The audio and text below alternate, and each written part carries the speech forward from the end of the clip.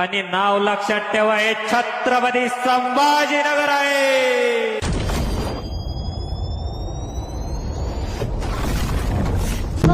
काटा आहे म्हणजे काय हो? अंगावर काटा. चल जा. ऐक तर आता नाद बैलगाडा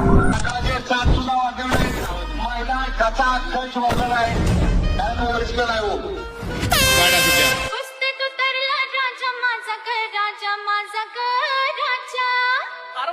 टांग मारून चितपट केला जोडीदाराला, जोडीदाराला, जोडीदाराला.